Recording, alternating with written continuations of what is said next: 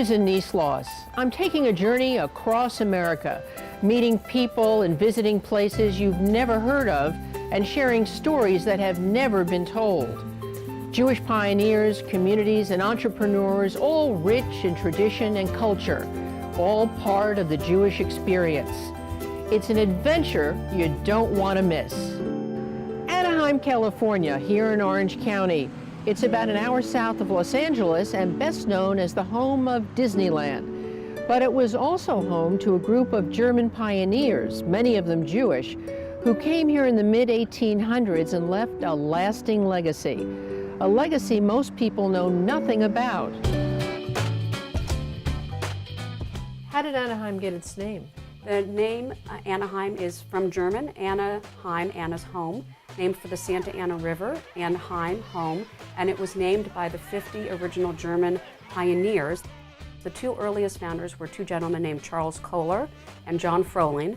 They were both German Jews, and they started what was called the Los Angeles Vineyard Company. They came down here because they wanted to make grapes and wine. They got 48 other German immigrants, about a third of whom we have been able to find out were actually Jewish, and started the town of Anaheim, which would become the first city in what would be Orange County. In the late 1800s, this parking lot was California's largest winery, thanks to Benjamin Dreyfus, an early pioneer, and Anaheim's first Jewish mayor. He spent $40,000 to build it, a huge sum of money in those days, because he wanted to compete with wineries on the East Coast and in Northern California. At the height of its success, the winery was producing more than 2 million gallons of wine a year. He had a company called B. Dreyfus and Company. And what he is known for, and this is actually a little known fact that I found out, is that he made the first kosher for Passover wine.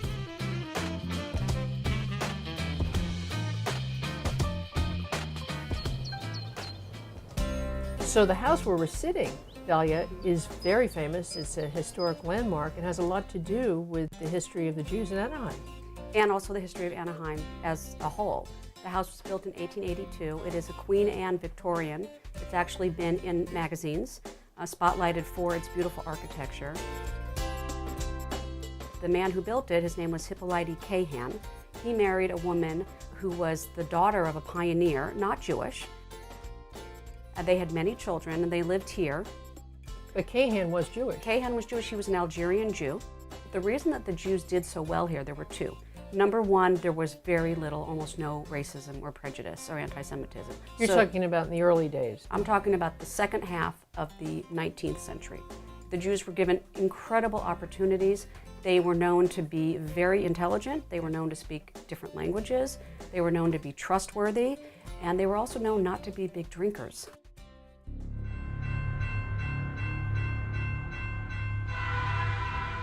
In the late 1800s, early 1900s, a lot of Midwesterners moved here because of the weather, because they heard about how beautiful it was. And they brought with them their prejudices. And so all of a sudden, the Jews who had founded the Masons, the Oddfellows, these gentlemen's clubs, which were sort of the schmoozing of the day, found themselves on the outs. That was when the anti-Semitism started.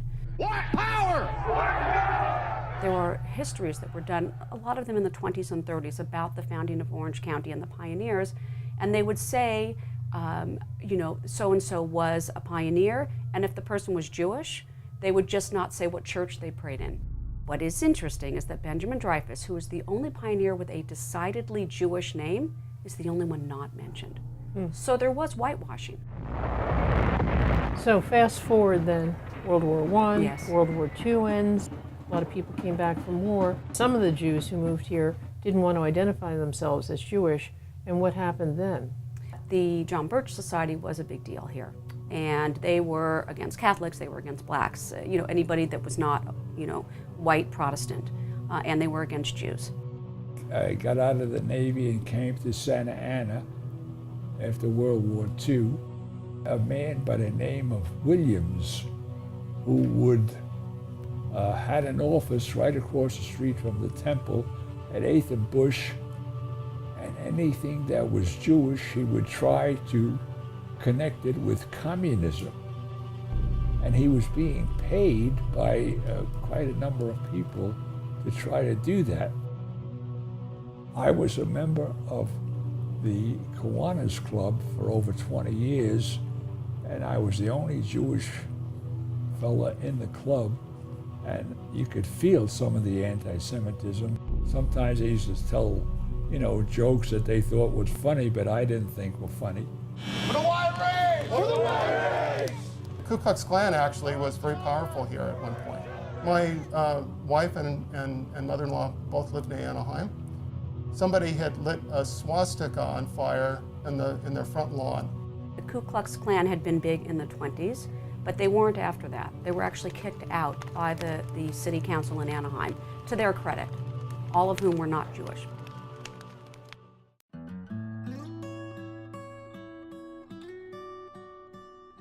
This is the original site of Temple Beth Emet. So Edmund, this is where your Hebrew career started more than 40 years ago here on the left. It was in the early 1960s. I was 9 years old, and this is where I came to learn how to read Hebrew. And this was not a Jewish neighborhood.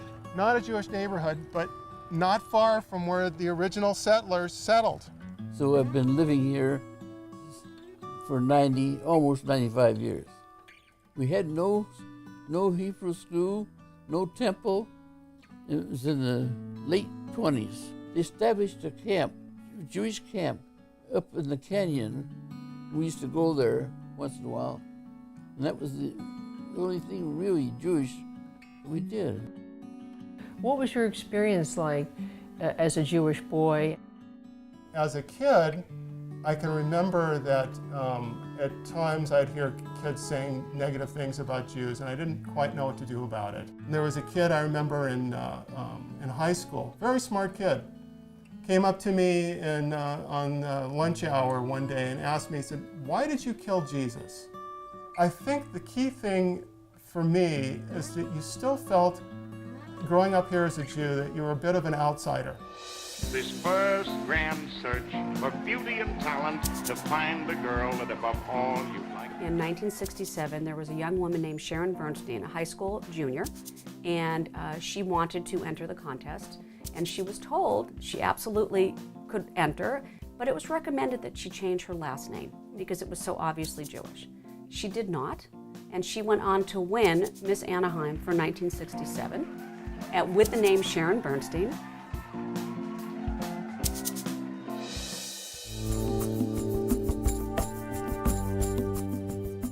Temple Beth Emet opened in 1956, and currently there are about 200 families who worship here. What's surprising, though, is given that it's California's 10th largest city, Anaheim only has one synagogue. There was never a huge Jewish population in Anaheim, but over the course of years, the demographic shifted even lower, and people moved to other areas where it was more affordable to get a bigger house, and the center of Jewish life shifted down to around the Irvine area. You are from the Netherlands, you are not Jewish, and yet you have this incredible passion for the pioneers of Anaheim. I am an immigrant, and it's hard to find a lot of books about the first generation or second generation immigrant experience.